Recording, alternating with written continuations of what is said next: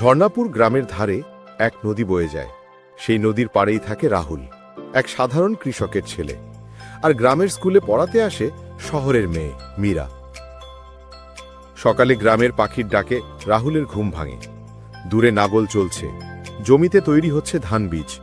সেই রাহুল মাঠে পথে রয়েছে, তার পাশে রয়েছে মীরা। রাহুল একটা আস্ত হাসি দিল। প্রতিদিন সকালে উঠেই মাঠে যাই, গরু নিয়ে জমিতে নামি, এই মাটিই আমার জীবন।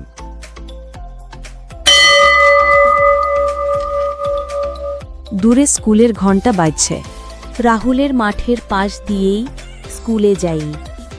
প্রতিদিন দেখি রোদে পুড়েও কত হাসি ওর মুখে।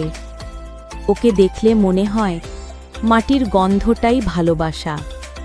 একদিন বিকেলে আকাশ কালো করে এলো, হঠাৎ বৃষ্টি নামলো। মীরা ছাতা আনেনি।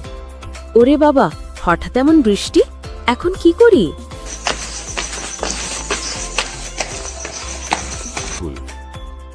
এই নাও আমার গামছাটা, মাথায় দাও, ভিজে যাবে না। সেই মুহূর্তে চোখে চোখ পড়ল দুজনের।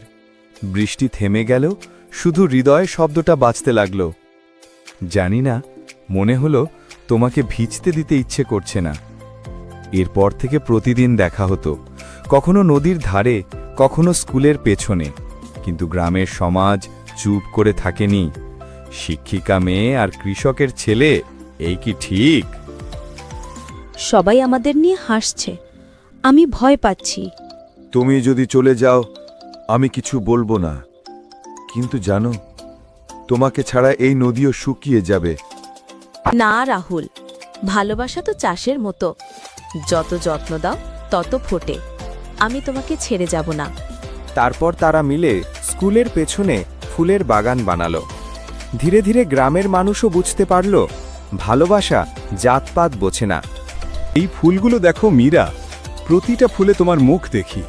আর আমি দেখি এই মাটির গন্ধে তোমার ভালোবাসা মিশে আছে।